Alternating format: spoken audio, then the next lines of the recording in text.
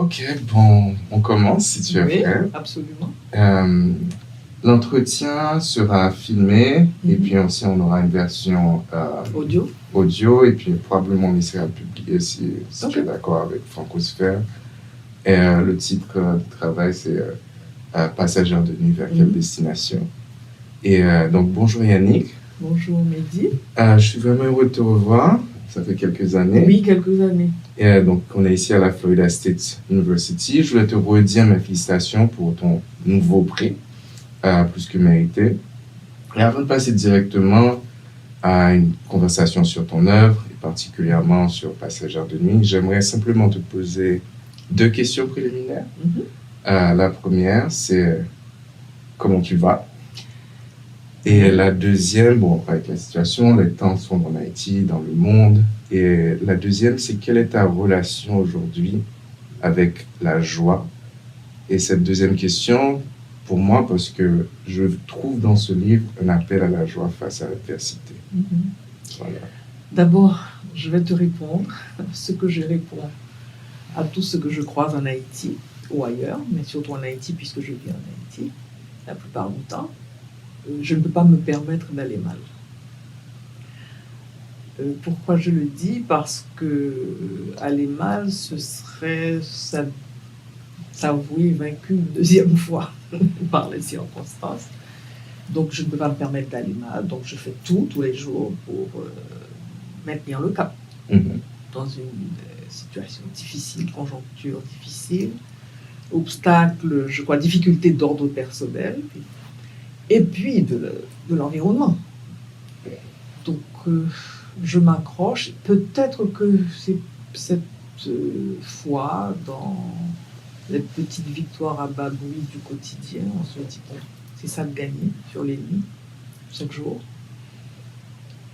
Peut-être que c'est cette énergie qu'on retrouve dans le livre. Je ne sais pas, inconsciemment. Mais non, la joie, je crois que c'est quelque chose de très nécessaire parce que la joie m'a paru comme quelque chose de très précieux, comme arme. Je m'en rends compte quand tous les dimanches à la maison, des amis se retrouvent et qu'on cultive cette joie. On la nourrit. Et que le lien est quelque chose aussi qui maintient la joie. Et je crois que les sociétés modernes ont été organisées pour détruire ce lien-là. On arrive à des sociétés hyper individualistes, des sociétés où on brise même l'amitié, c'est-à-dire tout ce qu'on entretient dans les sociétés dites non développées et qui permettent de tenir justement. Donc quand ces rendez-vous, ces rituels du dimanche à la maison, quand je retrouve mes amis écrivains, des étudiants qui passent, des jeunes du centre Araka qui passent à la maison, c'est comme un exercice de la joie, un exercice du lien. Et ça, j'ai vécu quelques mois aux États-Unis bloqué malgré moi, et c'est une des choses qui me manquait le plus. J'avais tout, mais c'est une modernité hyper aseptisée. Et dans cette modernité, il y a la perte de cette dimension-là. Et ça, je l'ai ressenti. J'ai des questions à te poser sur le roman, parce que c'est un roman qui est porté par des personnages, par des voix et leurs relations et leurs liens et la force de ces liens. Mais c'est aussi un roman sur l'histoire. Et avant d'arriver au personnage, je voulais te demander que tu nous parles de cette épaisseur historique qu'il y a dans le roman, qui parle de plusieurs lieux, la Nouvelle-Orléans, Port-au-Prince, d'autres lieux d'Haïti, l'esclavage, l'exil et la transmission de cette épaisseur historique. Et je voulais simplement savoir qu'est-ce qui t'a donné envie de revenir à ce moment du 19e siècle et comment peut-être tu vois des résonances avec le présent d'Haïti et du monde. D'abord, je pense qu'il y a peut-être 2 origines à ce texte, ce roman que j'ai écrit. D'abord, il s'agit d'une histoire personnelle. Mais en même temps, ça ne m'intéressait pas du tout de faire une biographie. Oui. Donc, il y avait des trous dans ma propre biographie, des non-dits, des silences. D'abord, autour de cette arrière-arrière-grand-mère, je n'ai C'est par hasard que j'ai su que j'avais une arrière-grand-mère qui est arrivée de la Nouvelle-Orléans, il y a peut-être 12 ans de ça. Une de mes tantes me raconte l'histoire, je griffonne sur une demi-page tout ce qu'elle me donnait comme détail. Tu sais, elle me dit, elles sont 2 sœurs, elles sont arrivées de la Nouvelle-Orléans. J'ai dit, ah bon? D'abord, elles sont arrivées dans la ville de Gonaïves, c'est même pas Port-au-Prince. J'ai dit, ah bon? Elle me dit, mais oui, je me souviens très bien d'elle. Elle parlait créole avec un accent anglophone. Alors là, vraiment, pour une romancière, évidemment, tout de suite, tu vois les images, tu entends même les voix. Et puis elle me dit, ah, tu sais, elles sont arrivées de façon tellement mystérieuse. Et voilà, évidemment, on est en Haïti, on raconte toute une légende autour de l'arrivée de ces 2 personnages. Très bien. Je mets ça de côté. Et à la maison, j'ai toujours vu l'image d'un monsieur habillé en costume de général, avec la grande moustache, en fait, très imposant. Mais presque, comment je peux dire, phénotypiquement, c'est presque un carteron, très clair de peau. Et je sais que c'est le compagnon de mon arrière-grand-mère, que moi j'ai connu. Et je réalise, après on m'explique que c'est le fils d'Élisabeth qui est arrivé de la Nouvelle-Orléans. Ah. Puis un jour, je dis, mais quand même, il faudrait que je fasse le lien, que je comprenne. Et dans ce moment de difficulté, que nous traversions tous en Haïti, donc que moi je traverse aussi, je n'ai pas eu envie de parler une fois de plus de la conjoncture.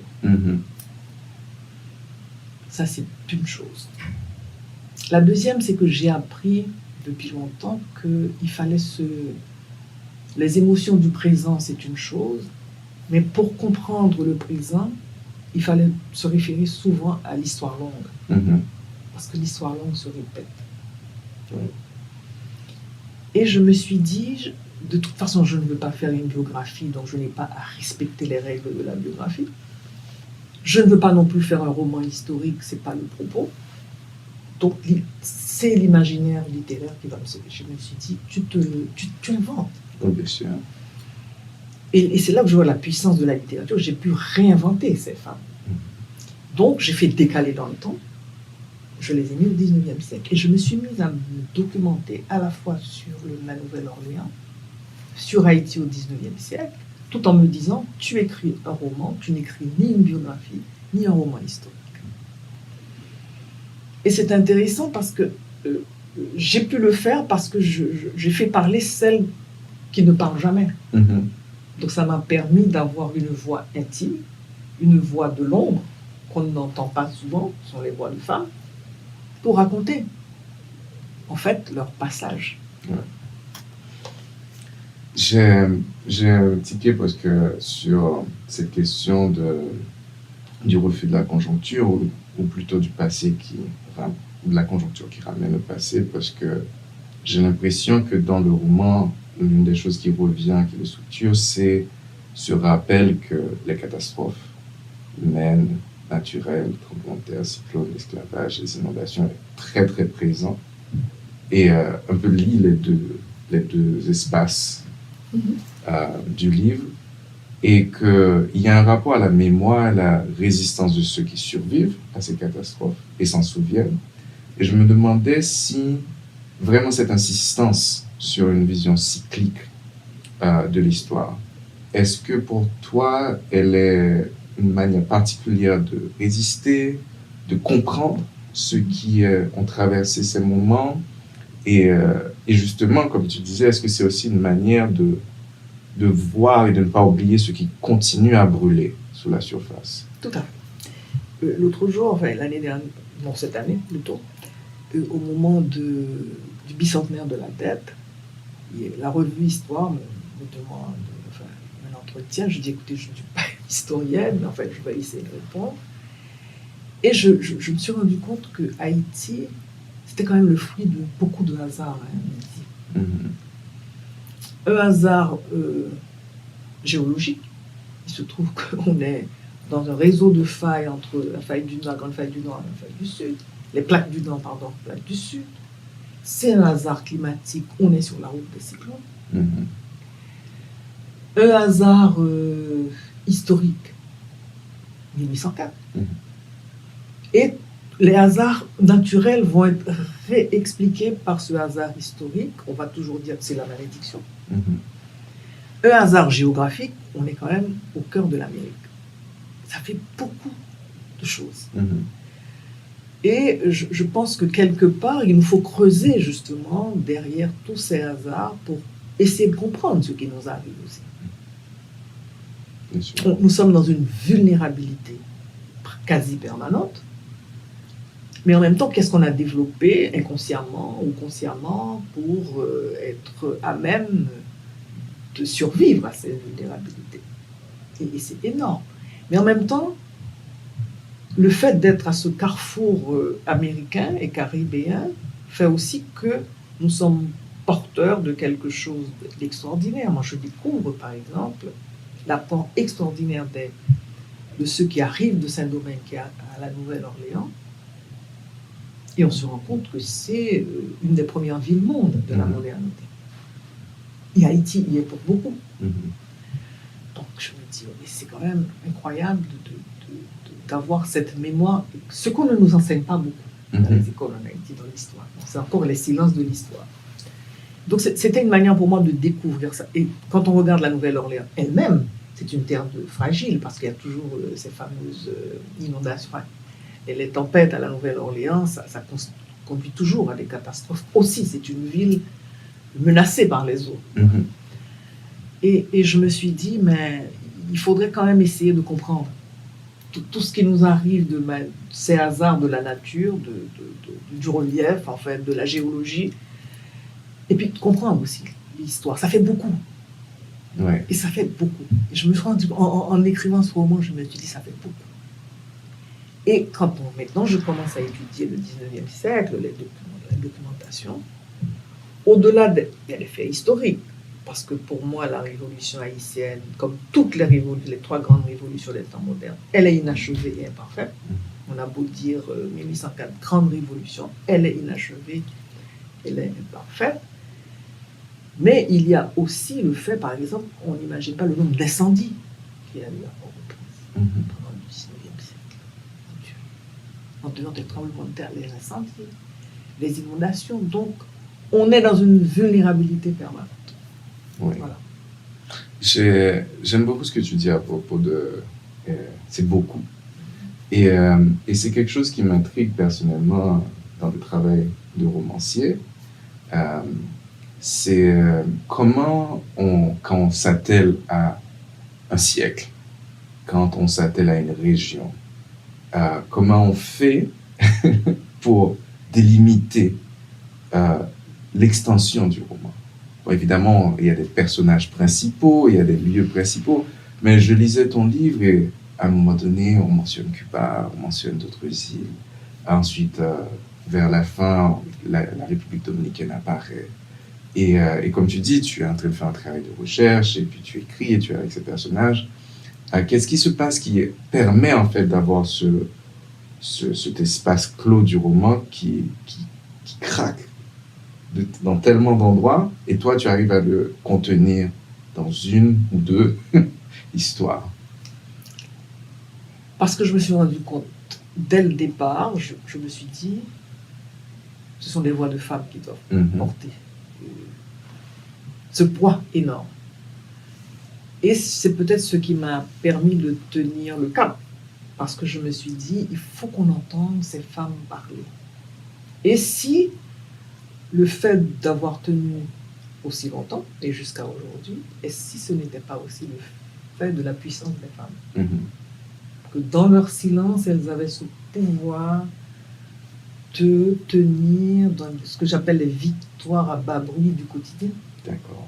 Donc je me suis dit, si je me perds dans les grandes envolées lyriques de la grande histoire officielle, là, je passe à côté de ce que je veux dire. Bien sûr.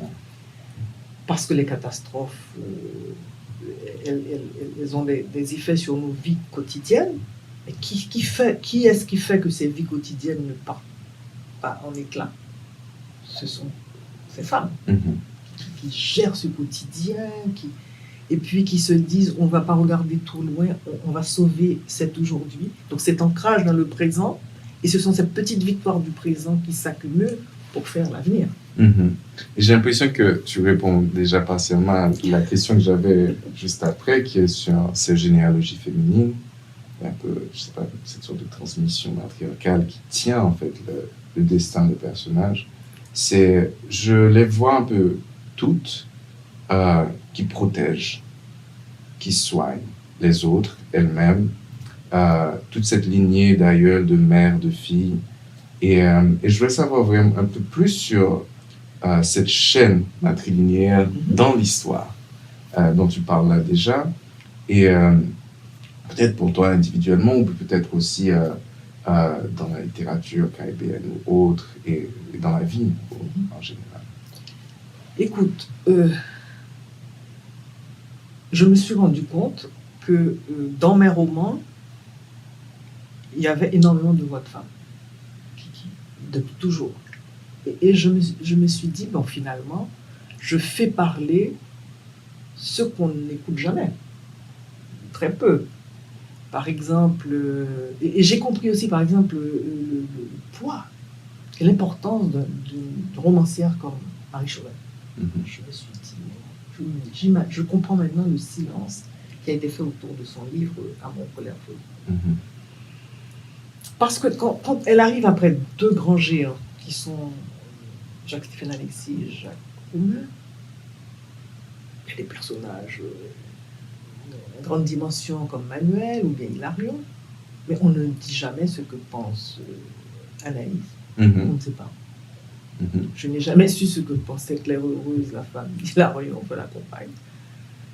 Et là, elle arrive et elle brise tout ça. Elle fait voler en éclats tellement de choses en même temps qu'elle est incomprise, parce que bon, elle est incomprise du pouvoir, bon, parce qu'elle critique le pouvoir, mais ça c'est le plus facile. La bienséance bourgeoise, parce qu'elle fait parler des femmes, de leurs désirs, donc ça, deuxième mur qu'elle fait sauter. Et puis, même la gauche, la doxa de la gauche traditionnelle, parce qu'il faut des personnages, des héros sans faille, comme Manuel ou Hilarion. Et là, elle dit, mais non, la vie humaine est complexe. Ouais. Donc là, je me suis dit, mais c'est extraordinaire. Donc maintenant, il faut qu'on commence à faire parler les femmes. On voit cette partie de l'humanité en Haïti qui a quand même un rôle très important. Si on voit notre histoire, peut-être même aussi, je peux dire, l'anthologie, l'anthropologie haïtienne. En fait. Il y a quand même le poids des femmes important. Et je me suis dit, bon, je vais faire. Spontanément, je me suis dit, j'ai envie de faire parler les femmes. Et c'est à partir de là que je me dis, ce sont des voix qu'on doit écouter. Et dans leur silence, elles ont une puissance. C'est la majesté de ce silence, la puissance, la souveraineté de ce silence. Écoute, Mehdi, quelquefois, il y a une paysanne qui arrive souvent, tous les samedis, et qui vient me vendre des légumes. Alors je m'assieds avec elle, je lui donne du café, on parle. Je me dis, mais finalement, sans ces femmes, nous n'aurions pas de légumes dans les villes à manger. Quand on va dans les rues sans ces femmes, on ne pourrait pas s'habiller. Enfin, il y a des gens qui s'habillent dans les rues. On ne pourrait pas manger aussi parce qu'elles font de la nourriture. Je me dis, mais... Et j'en ai discuté avec des amis, comme Jean Casimir, qui m'a dit, mais écoute, Yannick, le marché intérieur de ce pays a été fait par les femmes. Et d'ailleurs, quand je commençais le livre, je dis, écoute Jean, je suis en train d'écrire sur... Elle me dit, ah, tu sais que je suis en train de travailler sur les grands-mères. J'ai dit, c'est pas vrai. Et là, on a commencé à en discuter. Et je commence à me rendre compte comment il y a quand même cette matrifocalité, ce poids des femmes, depuis l'esclavage jusqu'à aujourd'hui, qui n'a jamais été mis en avant.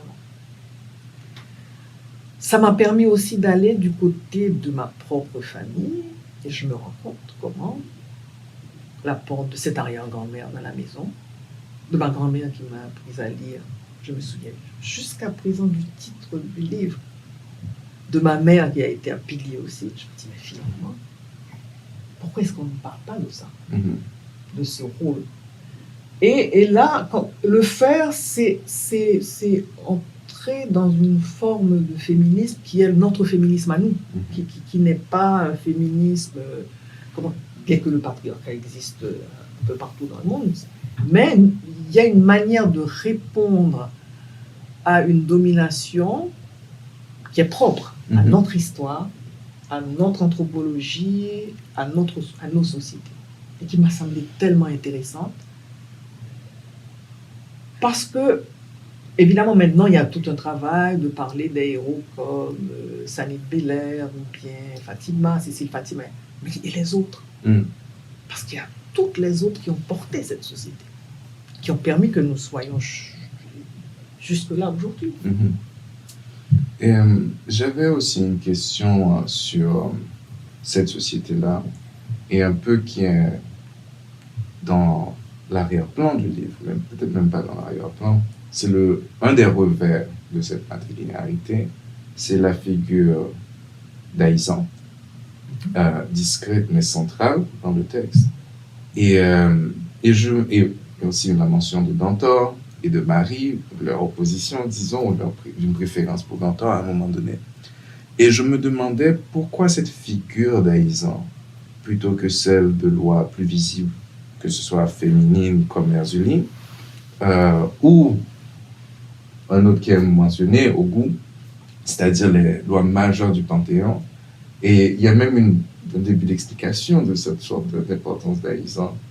Et ça me fascine parce qu'Aïsan apparaît quand même plusieurs fois dans la littérature haïtienne, dans la musique aussi, mais dans, disons, c'est pas le plus visible.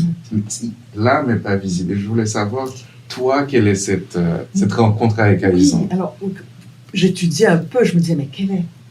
Et je découvre que c'est une... Elle ressemble peut-être à mon arrière-grand-mère. C'est la gardienne silencieuse de tout. Et tout son pouvoir, justement, est dans cette discrétion. On ne la voit pas beaucoup, mais elle est là. Elle est là, elle transmet la sagesse, elle transmet la force. Mais elle n'est pas visible, elle n'est pas très audible non plus dans la société. C'est un peu ça pour moi. Et je me disais, bon, on parle de l'Egba qui ouvre les barres, de cette grande loi de là. Mais elle est là, discrète, mais forte.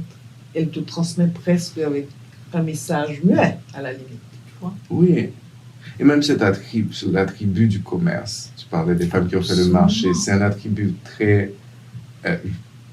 c'est pas qu'il est discret, il cache des choses. Ah ben, évidemment.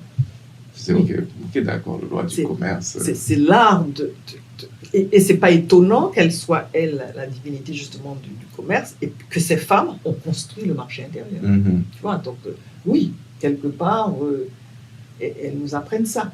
Alors, pour aller plus loin, pour répondre à ta question, à chaque fois que je parle de ça en public, et je me dis, mais pourquoi est-ce que dans tous les projets de société que je vois, tous les partis, tous se ressemblent, jamais ne prennent compte. Et si on intégrait cette puissance économique des femmes pour réorienter, changer le curseur complet. Parce que cette dynamique, elle est là. On n'a même pas à l'inventer. On a juste à l'encadrer, la faire devenir une dynamique majeure. Et on fait tout. On passe de l'informel au formel. Tu vois? On ne le fait pas. Et quand je discute aussi avec des amis, on me dit, mais ça, c'est l'importance, en fait, de voir quelle est la puissance des femmes dans l'économie. La puissance des femmes aussi du point de vue social, parce que, évidemment, je ne parle pas du milieu rural, où il y a quand même la famille élargie autour de la cour et de l'habitation. Tu prends les villes qui deviennent de plus en plus majoritaires, et les femmes, souvent, sont des femmes chefs de famille monoparentales, pourtant elles élèvent leurs enfants, elles les envoient à l'école. Comment ne pas intégrer ces femmes-là dans une meilleure représentation politique? Oui, tu parles, je pense au moins à 2 moments de la conception en fait du commerce et de l'économie de ces femmes. La grand-mère qui apprend comment négocier et aussi comment donner. En fait, quel est le rôle du don, comment on partage, comment on vend, dépendamment des réalités du client. Et il y a ce moment où vraiment il y a une sorte de structure en fait de l'échange et du partage, mais aussi de la survie et du commerce. Et moi, je me disais vraiment, en fait, je n'ai pas fait la connexion avec Aïzan, mais c'est vrai que ça se tient d'avoir cette sorte de présence, en fait, qui dirige ces femmes, en dehors d'elles-mêmes, en réalité. Et, non, ça me fascinait parce que quelqu'un parlait de Aïzan, de musique. Aïzan est aussi dans Des Palais. Et c'est un peu étrange, mais elle ne disparaît jamais. Donc, et elle est reposante aussi, quelque part. On peut se référer à elle dans les moments peut-être de grande fatigue, de grand désespoir. Il y a un côté reposant chez elle aussi. Ouais. Enfin, en étudiant, en allant, je me rends compte qu'elle est la référence quand on veut un moment juste peut-être de calme, de sérénité. Voilà. J'aimerais aussi peut-être que tu nous parles de ce déplacement, parce que les lois, le savoir, il reste indépendamment des lieux, mais de ce déplacement de Bain de Lune à 12 des routes, à Passagère de nuit. Et moi, pensant à ces 3 livres, je vois quelque chose. Donc, d'abord, on est avec Passagère de nuit, cette double généalogie à la première personne, Elisabeth et Regina, le 19e siècle, Nouvelle-Orléans, Port-au-Prince. Il y a vraiment cette sorte de relation, ce dialogue constant. Il y a vraiment un dualisme à chaque fois. Mais ensuite, dans de Lune, c'est plutôt l'univers rural. Et puis, il y a 12 des routes, c'est le contraire.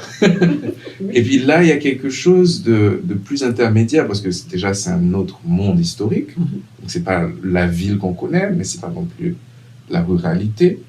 Et c'est aussi une échelle différente. Et donc, je voulais juste savoir qu'est-ce qui a guidé cette transition, ou ce changement d'échelle, ce changement de voix, et quelles sont les différentes choses que tu as pu explorer dans ces différents types de romans des origines.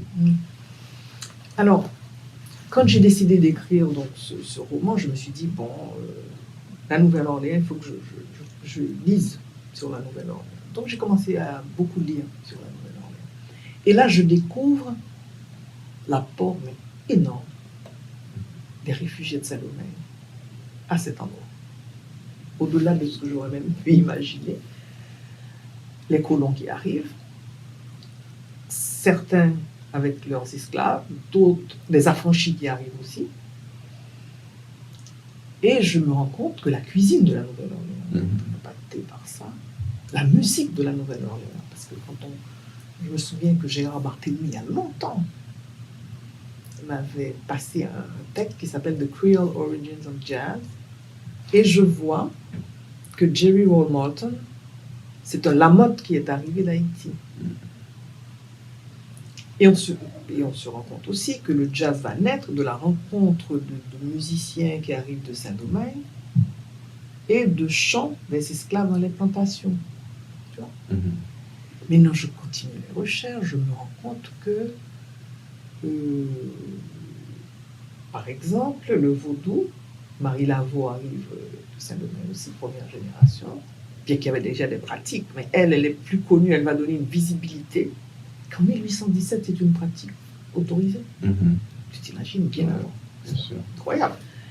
Et contrairement à Saint-Domingue, c'est une pratique qui transcende classe, couleur, origine. Donc tout le monde est partie prenante de cette affaire. Dans la publicité, oui. Maintenant, sur le plan économique, je découvre aussi que les femmes noires affranchies ont une puissance économique énorme. Elles sont propriétaires immobilières. Elles ont des affaires. Elles ouvrent même des orphelinats pour... Waouh! Elles sont plus puissantes. Alors, il y avait, je crois, à peu près 52 ou 56% de femmes noires, des populations noires, qui sont économiquement fortes, contre 11% de la population blanche. Donc, c'est incroyable. C'est aussi un lieu de rencontre. Parce que tu vois, tu as les Acadiens qui arrivent du Canada parce qu'ils fuient l'invasion anglaise. Tu as les premiers Indiens qui quittent les réserves parce que c'est un endroit où il y a un commerce florissant. Il y a les aventuriers français. il y a des Sénégalais libres, enfin des affranchis, moi je parle du Sénégalais parce que c'était un des personnages du roman.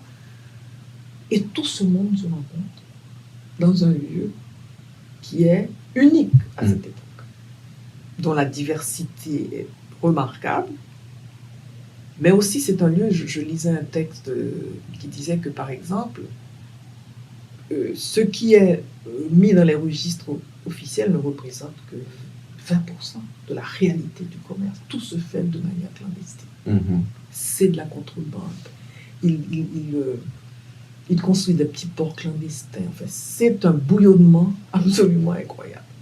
Tout va changer quand Napoléon vend la Nouvelle-Orléans, Louisiane, aux États-Unis, et que la culture puritaine du Nord va essayer d'envahir. D'abord, à partir de ce moment-là, on interdit le créole, le français, et toute. En fait, on essaie de tuer l'émergence de cette culture. Elle va rester souterraine, puisque la Nouvelle-Orléans est quand même un lieu assez particulier dans les États-Unis, mais c'est là que tout bascule. Et qu'il y a un changement de cap, on pourrait dire. Mais ça a été un lieu remarquable, je peux dire presque un laboratoire d'une ville-monde dans les temps modernes. Donc c'était intéressant pour moi de voir, waouh. Mais il ne faut pas oublier non plus que c'est au moment aussi où Haïti invite les Noirs américains à revenir en Haïti. Donc il y a beaucoup qui sont revenus en Haïti. Par exemple, la localité de Williamson, quand on va sur la route du Nord, là où on voit les tablettes de pistache, je ne sais pas si tu... Et ben, les tablettes de pistache, c'est les pralines que tu retrouves à la Nouvelle-Orléans. C'est exactement la même recette. Des pralines, enfin, un peu modifiées. Donc il y a une population de la Nouvelle-Orléans qui était allée dans la ville de Williamson. Donc, moi c'était magnifique pour moi de découvrir tout ça, j'étais très contente. Ensuite, le 19e siècle. Là encore, plus je lisais sur le 19e siècle, plus je me disais, mais voilà tous les problèmes qu'on n'a pas résolus. On est encore dans un imaginaire colonial. Il y a des tas de problèmes qu'on n'a pas résolus. Effectivement, c'est une grande révolution en 1804 par rapport à l'extérieur. On est allé plus loin que la proposition des Lumières sur l'humanité. Et sur le plan interne, on n'a pas réglé un certain nombre de problèmes que nous payons jusqu'à nos jours. Et c'était intéressant de voir comment on n'a pas résolu ces problèmes. Est-ce qu'on pouvait les résoudre à l'époque? Je ne sais pas. Il ne s'agit pas de blâmer quiconque. Et on a reproduit, la Brasmans le dit, le seul modèle qu'on connaissait, on a reproduit, bon, à un moment donné, il y avait des royaumes, un empire, parce que c'est ce qui se faisait en Europe. Donc, pour exister, on dit, on fait comme vous. L'État européen.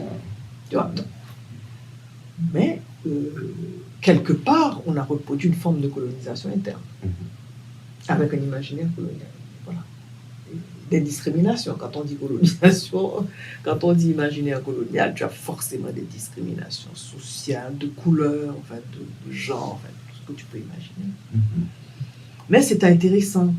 Et ça me permettait de sortir du contemporain pour me dire, ce n'est qu'une continuité. On n'a pas changé le curseur. Et quelque part, je crois que donner un autre rôle peut-être déjà aux femmes, c'est changer le curseur. C'est changer une autre forme de société. Et je liais, moi, au moment de... surtout particulièrement quand le roman change de perspective, je pensais à déjà cette position de fragilité de ces femmes, mais d'abord établi qu'elles ont cette force de résistance. Et j'étais frappé par le parallèle des deux révoltes. Donc, et qui sont aussi, de manière très subtilement différente, deux fuites. Et une qui est directement une fuite, l'autre qui est une fuite un peu graduelle. Et je me disais que ces deux révoltes qui structurent le roman arrivent pendant le carnaval. Et en tout cas, il y a le masque. Et puis, pour moi, il y avait cette idée qu'il y a quelque chose qui se passe, qui est lié avec cet événement, en tout cas moins dans le deuxième carnaval, le renversement, la fête, je pensais aussi à la joie. Et je me demandais si c'est moi qui imagine ce parallèle ou si c'est un choix et c'est comme espace de transformation. En plus, c'est un événement culturel qui est important dans les deux pays. Et je pense à d'autres moments de la littérature aussi, le carnaval chez Depestre. Je voulais juste savoir si c'était quelque chose qui était vraiment important ou Écoute, sous-jacent. Depuis que j'ai écrit le roman, je regarde un certain nombre de choses sur le carnaval de la Nouvelle-Orléans. Et je vois énormément de ressemblances avec le carnaval haïtien, surtout le fait de l'appropriation par les populations noires, par exemple, des costumes indiens. Mm-hmm. Et je trouvais ça une sorte d'hybridation absolument incroyable, esthétique et culturelle formidable. Et je vois que là, et puis le sens de la joie aussi qui continue. Peut-être que oui, ça représente quelque part un symbole de libération. Mm-hmm. Oui, c'est un moment festif, c'est un moment de parenthèse, c'est un moment libérateur. Oui, j'avais pas vu ça, mais c'est intéressant. Merci. Non, c'est quelque chose de très fort, en fait, d'avoir cette structure avec ce saut, en fait, temporel, et puis ces deux figures jumelles, ou disons filiales, quelle qu'elle soit, et d'essayer de comprendre la partie précédente avec l'autre, qui est un peu une image de l'histoire elle-même. Mais le lien, il y a beaucoup de questions, hein, mais un des liens entre ces deux femmes que je voulais te demander d'explorer, c'est la transmission de la langue. Donc, les chansons, les proverbes, les expressions créoles, et la relation, en fait, à la langue qu'elles ont toutes les deux, qui structure beaucoup plus la première partie, parce qu'il y a le fait de quitter, en fait, l'espace linguistique majeur, et d'avoir cette personne, la grand-mère, qui garde la mémoire de la langue, même si aussi la servante aussi. Mm-hmm. Et donc, je voulais savoir pour toi, particulièrement dans tous tes livres, comment tu travailles cette rencontre du français et du créole, social, historique, et peut-être même simplement au niveau narratif. Oui. Et je me rends compte moi-même que le créole est de plus en plus présent dans mes textes, bien que je n'écrive pas en créole. J'ai toujours une littérature en langue française. Parce que souvent, surtout pour l'extérieur, on dit « Ah oui, tu es dans... » Je dis « Non, en Haïti, nous écrivons soit en créole, ou bien nous écrivons en français. Ce sont deux langues que nous considérons comme deux langues majeures. » Voilà. Mais de plus en plus, je me rends compte que j'intègre cette dimension du créole dans mes textes. Ben, je pense qu'aujourd'hui, le créole est la langue de l'espace public en Haïti. Et c'est un fait majeur. Il faut qu'on s'en rende compte. Et si on veut fouiller dans l'imaginaire majoritaire, on va retrouver le créole comme véhicule, comme vecteur de beaucoup de choses. Donc, il me semblait, je ne sais pas moi, inconcevable de ne pas reproduire cette chose-là. La Nouvelle-Orléans, c'est vrai que c'était intéressant pour moi de montrer comment des langues vont se rencontrer, se mélanger, et qu'on va avoir à la fois un français de la Nouvelle-Orléans, avec les Acadiens qui arrivent, mais en même temps un créole de la Nouvelle-Orléans aussi. Tu as les deux niveaux de langue, alors c'est intéressant. Donc j'ai fait des recherches pour retrouver des conversations en créole louisianais que je mets à un moment donné quand la grand-mère reçoit les gens de partout. Donc, pour se comprendre, ils sont obligés d'employer ce créole-là. Et c'est intéressant de voir aujourd'hui, à la Nouvelle-Orléans, les nouvelles générations veulent faire revivre à la fois le français et le créole dans un mouvement qui prend de plus en plus d'ampleur maintenant, de revendication d'identité de la Nouvelle-Orléans. Pour Haïti, c'est pareil. Bon, à un moment donné, quand elle commence à apprendre à lire, évidemment, mais le créole est là. Et d'ailleurs, j'ai fait exprès de mettre la prononciation du U, qui est un marqueur social. Et mon Dieu, qu'est-ce qu'on a eu comme chose terrible contre les gens qui ne pouvaient pas prononcer le U en Haïti. de moquerie, de mépris. C'est énorme. On ne se rend pas compte qu'on est dans une société qui discrimine les gens énormément. J'ai un souvenir un peu de libération la première fois que j'entends quelqu'un que je considère enfant comme très cultivé, comme parlant parfaitement le français, cette personne faire une surette et en rire. Et c'était la première fois que je voyais quelqu'un ne rater la prononciation du U, ce qui arrive à tout le monde, et rire de ça comme si c'était rien. Et alors que ça a toujours été quelque chose de comme un danger. Oh, mais c'est énorme. Mm-hmm. C'est-à-dire on ne se rend pas compte Oui. à quel point on charrie encore des représentations coloniales dans nos imaginaires. C'est horrible. C'est horrible parce que, écoute, nous, si tu as été élevé dans la langue française, tu as du mal à prononcer la jota espagnole. Et alors Donc, tu as été élevé en créole, tu as de la difficulté à prononcer le U. Le U n'est pas dans toutes les langues du monde. Oui, bien sûr. Mais non, ça devient un marqueur. Mon Dieu. Un professeur qui fait une faute comme ça devant un tableau, mais les élèves qui vont se moquer de lui, ou bien d'autres personnes. C'est horrible. Et s'il y a cette liberté de Regina après apprentissage, qu'elle a cette distance en fait. Elle a d'abord pu conquérir, mais elle a aussi aucun complexe vis-à-vis de qui elle est dans sa manière de parler. Et dans cette relation aussi avec ce personnage qui était socialement quand même la bourgeoisie de l'époque, je pense qu'elle a aussi appris à se libérer aux côtés de cette personne. Moi, j'ai eu des anecdotes après de ma sœur aînée qui me disait comment c'était l'amour, qui avait été quelque chose d'extraordinaire. Tu vois? Et pour moi, c'était une façon aussi de montrer la complexité des relations humaines. Parce que on a beaucoup trop tendance à faire souvent des livres doctes.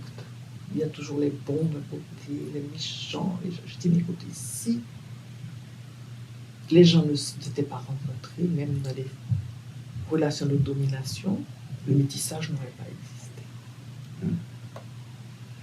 Dans la première partie, d'ailleurs, on demande à un moment donné ces ambivalences, ces jeux peut-être de contradiction. Et c'est ça la vie humaine.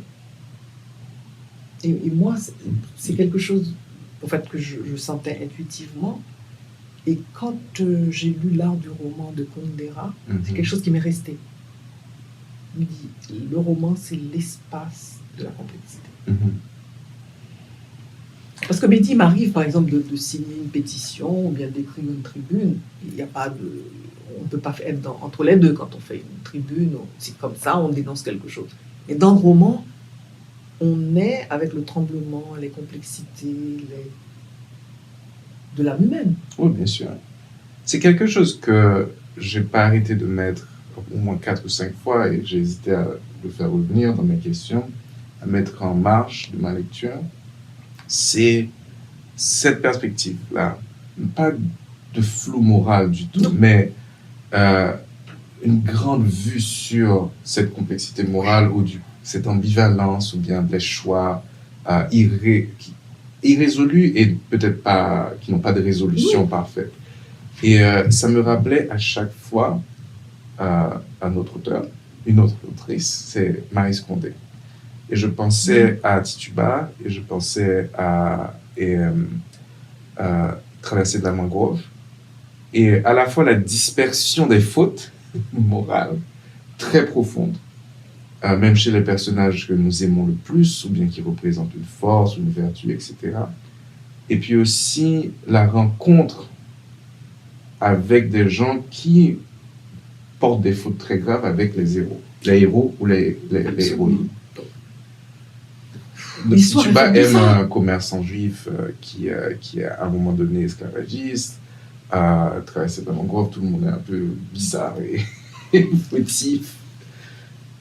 Et c'est la réalité. Écoute, mais dis, je ne vais pas faire des êtres qui qui n'existe pas. Mhm. Nous portons tous nos limites, on essaie d'aller au-delà de nos limites, c'est un travail quotidien. Mhm. On essaie d'être au plus près d'une certaine éthique, mais nous sommes tous porteurs certainement de fautes, de failles, et heureusement. Sinon, moi, je pense que la littérature n'existerait pas. Oui, bien sûr. Mais il y a quand même, pour moi, une différence radicale entre tes romans, tes personnages et Kundera. Et je trouve qu'il y a beaucoup plus de lumière, ou de possibilités de lumière chez tes personnages, d'un élan, en fait, vers le bien, alors que c'est pas qu'ils sont pas bons, hein, mais c'est plutôt que c'est une race d'écrivains pour moi qui vraiment apprécie le fait de rabaisser ses propres personnages. Oui, c'est quelque chose de très occidental et européen. Mm-hmm. Moi, je suis quand même dans la joie caribéenne. donc, non. Mm. La lumière, pour moi, est importante. Ouais. Tu vois, non, c'est fondamentalement important. Ouais. Parce que, oui, je suis dans cette Caraïbe du partage, même du partage du peu, comme je l'appelle souvent. Mm-hmm. Donc non, ça ne pourrait pas être la même chose. Ouais. Non. Là, je suis d'accord. Non. Je ne sais pas combien de temps on a qui nous reste, mais j'ai peut-être 2-3 autres questions pour toi. L'une d'entre elles, c'est peut-être, comme tu mentionnes la Caraïbe, c'est dans ta trajectoire. J'imagine, ou je peux deviner des connexions avec la littérature haïtienne elle-même. On a mentionné Marie-Vieux Chauvet. J'ai beaucoup de questions sur l'héritage de la représentation du désir dans le roman depuis Marie-Vieux Chauvet. Mais je voulais savoir d'abord, pour toi, quelle est la représentation, quels sont les artistes caribéens, latino-américains, régionaux, inclus haïtiens bien sûr, qui résonnent avec ta sensibilité, ton travail, tes expérimentations en tant que romancière? Alors d'abord, Marie-Vieux Chauvet, évidemment. Je pourrais dire, dans la Caraïbe, c'est vrai que Maryse Rondé, Moi dis-tu ma sorcière, c'est un texte que je n'ai pas lu depuis longtemps, mais qui m'avait vraiment énormément frappé. J'ai beaucoup aimé ce texte-là. Jamaica Kincaid, que j'aime beaucoup. Elle va très loin, elle est forte, Jamaica Kincaid, donc oui. Parmi les latino-américaines, je pense que Clarice Lispector, c'est très subtil, Clarice Lispector, la brésilienne. Et puis, Conceição Evaristo, qui est le nouveau phénomène littéraire. Donc tout ça, ça m'a permis quand même d'exploiter, de comprendre ce continent en ce qu'il a d'intéressant. Je peux dire qu'un autre texte qui m'a énormément frappé, que je relis souvent, c'est Soula. Soula. Ah oui, de Toni Morrison. J'allais dire, j'ai oublié la littérature noire américaine, qui fait partie pour moi de la Caraïbe. Bon, ça, oui, tout à fait. C'est pour ça que je la cite d'ailleurs. Oui. Ah non, je trouve merveilleux, c'est-à-dire cette manière de nous emmener loin, en même temps tout proche de nous-mêmes, dans la folie de ces femmes, et en même temps qui aurait pu être notre folie à nous. Enfin, ah non, je trouve ça merveilleux. C'est la raison pour laquelle j'aime toujours poser la question des lignées, c'est parce que ça a un rapport avec ce qui fait, pour moi, la force de ce roman, c'est l'importance de la mémoire. Et la mémoire littéraire, les transmissions que nous avons, celles qui se perdent parfois. Il y a des gens qui ont été importants pour des générations, comme Langston Hughes, qui est beaucoup moins lu que pendant la génération de Roumains. Et je suis content. Il y a un très beau poème, Negro Mother, de Negro Mother. Ah oui. Ah oui. Oui, bien sûr. On la retrouve là. Donc c'est fou, hein, parce qu'il y a des connexions incroyables qui se font à chaque fois qu'on se rappelle de ce qu'on n'arrête pas de lire en lisant, en écrivant. Pendant que j'écrivais le roman, je tombe sur ce poème, je dis, c'est exactement. Et peut-être pour cette mémoire à la fois du présent et du passé, la dernière question que j'aurais pour toi, c'est sur ces écrivaines haïtiennes ou d'autres, cette tradition de la culture haïtienne féminine, celle qui a existé, qui existe. Et en particulier sur une chose précise, il y a Marie-Vieux Chauvet, il y a Kathleen Mars, qui viennent à l'esprit sur la question de la représentation du désir, du plaisir. J'ai l'impression qu'il y a une manière particulière dans l'écriture féminine de représenter le désir. Qu'il y a peut-être même plus de puritanisme chez les hommes que chez les femmes écrivaines haïtiennes. Et je pense même à la poésie, à Farah Martine Hérisson, qui a des aspects très provocateurs, à Yannick Jean aussi. Et dans cette poétique du plaisir, voix intime féminine, je me demandais si toi aussi tu as fait ce choix consciemment ou bien dans cette lignée en fait de représentation du plaisir, et peut-être te demander pourquoi il y aurait cette différence. Est-ce que j'ai raison de croire qu'il y a une urgence de décrire le désir et le plaisir dans l'écriture féminine qui est différente de ces hommes qui ont aussi écrit des romans? Et si elle est différente, pourquoi? Moi, je pense que pour l'écriture du désir, il y a une grande leçon que j'ai apprise de Marguerite Duras. La description du désir est plus forte dans la suggestion que dans la description elle-même. Donc, il vaut mieux décrire ce qui se passe dans la tête que l'acte lui-même. Parce que, alors, je dis souvent, s'il faut décrire l'acte, jamais tu ne battras un film X. Ouais. Donc, tant qu'à faire. Tu prends Moderato Cantabile, c'est un livre qui a fait scandale. Aucune description érotique dans ce texte. Et pourtant, c'est un texte éminemment érotique. Tu vois? Et là, c'est une grande leçon. Quand tu prends même L'Amant, très peu, c'est un texte qui a fait scandale aussi, mais il n'y a pratiquement pas de description de scène érotique. Pourtant, c'est éminemment érotique. Et je crois que c'est un travail sur beaucoup plus le désir dans ce qu'elle nourrit en nous, dans ce qu'elle éveille en nous, que dans l'acte lui-même. Et là, je pense que c'est beaucoup plus fort. Ah non, c'est beaucoup plus fort dans la suggestion, que la description. Parce que souvent, je dis, bon, si tu décris, tu vas choquer qui? Tu vas choquer... on a dépassé l'adolescence, on ne va pas essayer de décrire pour choquer. Mais tu vas dans quelque chose de beaucoup plus profond. Tu vois, qu'est-ce qu'il y a derrière tout ça? Qu'est-ce qui nourrit mon désir? Qu'est-ce qui nourrit, par exemple, la scène où tu vois que le colon, il a une image de la femme noire dans sa tête. Et c'est les différentes phases. Il l'a mise dans une position, mais en même temps, il se dit, mais finalement, elle n'est pas dans cette position-là. C'est lui qui est torturé, beaucoup plus que la femme. Tu vois? Donc, il y a un cheminement vers cet acte qu'il va poser dans la violence et elle, la manière dont elle va réagir. Tu vois? Donc, c'est ça qui est plus important pour moi que la description de l'acte lui-même. Et quand tu as la rencontre entre Elisabeth et Corvasso, c'est beaucoup plus les rencontres, la suggestion de ce désir énorme qu'il y a entre eux, profond, très, très fort, que la description. Et ça, c'est une leçon de Marguerite Duras. Là, je regarde La vie tranquille, mais quel beau roman, jamais de description, non. Tout est dans la suggestion, comment le désir monte, comment il naît, qu'est-ce qui fait naître ce désir, qu'est-ce qui peut-être nourrir l'imaginaire, parce que le désir c'est aussi de l'imaginaire, beaucoup d'imaginaire. Donc c'est beaucoup plus ça qui est important, tu vois. Et je vais te dire, moi je pense qu'aujourd'hui nous sommes capables de le faire. On a beau dire, s'il n'y avait pas eu la bataille des féministes, des organisations féministes haïtiennes, aujourd'hui, nous n'aurions pas pu le faire comme nous le faisons. Et le faire, mais surtout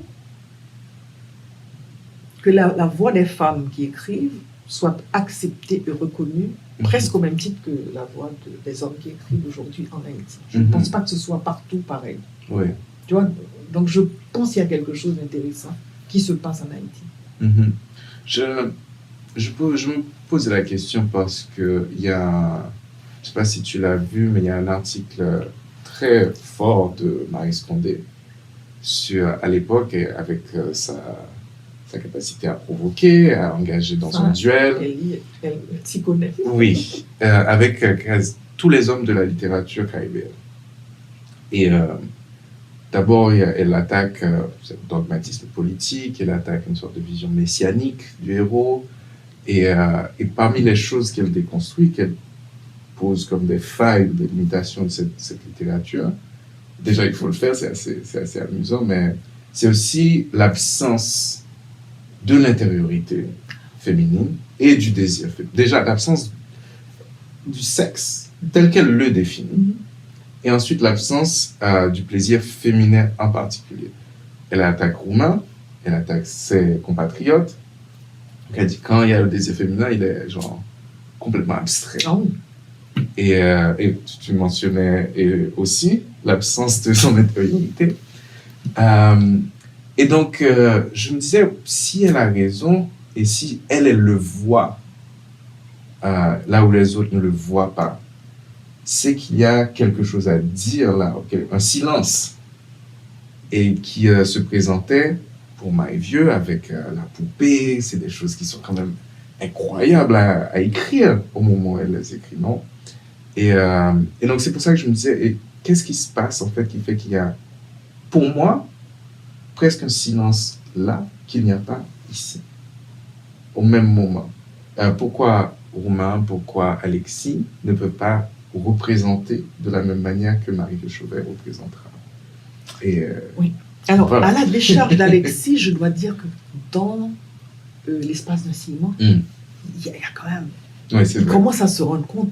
Et là, je me dis, il y a quelque chose qu'on a arrêté avec la mort d'Alexis. Ah, là, il commence à être... C'est un autre Alexis. Oui, oui. Je sais pas si tu... Moi, c'est un texte que j'ai toujours vécu comme... On dirait que c'est un Alexis libéré de carcans ou enfin, je sais pas moi, de dogme. Oui. Quand elle a ce qu'il doit écrire, je me dis, waouh, c'est ça. Quand même, l'espace d'un ciment va très loin. Et c'est intéressant. Mais Marie Chauvette, elle pose la chose de manière centrale, de manière calme, de manière sereine presque. Il y a de la colère, mais il y a de la sérénité, elle assume le désir féminin. Et je pense qu'elle a ouvert la voie de ce qu'on peut dire aujourd'hui en littérature sur le désir féminin. Ah non, elle a ouvert la voie. Et on doit lui rendre cet hommage. Elle a ouvert la voie même pour la Caraïbe. Je ne sais pas s'il y en a d'autres qui... Peut-être que Marie Condé peut d'ailleurs rendre hommage à Marie Chauvette, parce que c'est Marie Chauvette qui ouvre la voie avec Amour, colère, folie. C'est un grand texte. Non seulement elle ouvre la voie à ça, elle ouvre aussi la voie à des formes littéraires différentes. On commence à avoir du monologue intérieur, on commence à avoir du jeu avec le temps. C'est avec Amour, colère, folie. On est dans une littérature beaucoup moins traditionnelle quant à la forme. Donc, je crois qu'aujourd'hui, on arrive... Écoute, quand tu prends le texte de Shirley Rivage, c'est quand même en créole et de l'amour homosexuel. On ne peut pas imaginer ça il y a 20 ans. Ouais. Tu te dis, il y a quelque chose qui s'est passé quand même, et qui est bien. Oui, bien sûr. Ok, merci. Je crois que je vais conclure avec une dernière question. Avec plaisir. Et c'est peut-être quelque chose que tu as déjà mentionné très longuement dans Faille. Et ça m'a frappé parce que j'ai l'impression que c'était vraiment un écho. C'est la citation à la page 49 de ton livre, « On ne peut pas raconter le malheur comme dans les livres ». Et pour moi, ça évoquait le défi que tu posais de raconter le séisme. Et le défi de représenter la catastrophe. Et quand je lis cette phrase, et je trouve qu'elle est fascinante parce qu'il y a une mise en abîme perpétuelle, c'est la grand-mère qui raconte sa propre histoire. Et puis du coup, il y a la présentation d'une poétique, celle de son propre récit, qui est à l'intérieur de ton récit. Mais du coup, il y a aussi cette petite note pour le lecteur, pour toi peut-être, pour tous, qu'il faut faire attention. Et alors que c'est de la fiction. Mais il faut quand même faire attention. Alors, il y a un mot, je sais pas, je suis allée chercher dans le dictionnaire, j'ai vu que ça n'existait pas, mais je l'ai quand même mis dans faille. Je veux éviter d'exotiser le malheur. Parce que c'est tellement facile, surtout à Haïti. Tu décris un malheur, c'est un malheur congénital, c'est un malheur consubstantiel à Haïti. Non. Donc, je me souviens d'un article, j'ai terminé, le malheur d'Haïti, c'est le malheur du monde. Il ne faut pas croire que c'est pas arrivé comme ça. Donc, tu vois, il faut toujours faire attention à ce que le malheur ne devienne pas une condition de notre essence. Avec le malheur, j'évite toujours d'en faire quelque chose, un label. Haïti égale malheur. Parce qu'autrement, tu tombes exactement dans le panneau le piège qu'on te tend. Donc ça, j'évite toujours. Et même quand mes femmes, dans le texte, sont les victimes, je ne les présente jamais à la victimisation. Elles retournent leur malheur pour en faire un élément de ferveur de la vie. Tu vois, non, surtout pas. Faut pas tomber dans ce piège-là. Non. Et voilà, non, je pense à un texte qui est très important pour nous, mais qui est, pour nous haïtiens, qui a cette grosse limitation, et encore une fois, septicentanisme. Et c'est de ne pas avoir l'intériorité dans le malheur, j'imagine. Et c'est ça, c'est l'envers de la joie possible. Et donc, c'est ça que après même la description de scènes très difficiles, il y a quelqu'un qui veut vivre nécessairement de la joie. Et c'est ça que je trouve dans tes personnages. Autrement, un ressort. Autrement, écoute, je sais pas moi, les 3/4 de la population haïtienne n'existeraient plus. Tu vois, c'est quelque chose. Les 3/4 n'existeraient plus.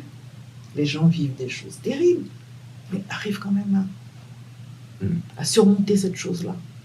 Parce qu'il y a la vie, parce qu'il y a, il y a la joie, il y a la capacité eux-mêmes. Moi, je regarde même dans mon quartier, derrière la petite agglomération derrière chez moi. Il y a de la joie. Même quand on entend des rafales la nuit, quand il y a un anniversaire, on entend la radio qui se met, les gens qui se mettent à rire, à chanter. Oui, heureusement. Je pense que c'est une bonne conclusion pour notre entretien et je te remercie vraiment. Moi, je te remercie pour tes questions.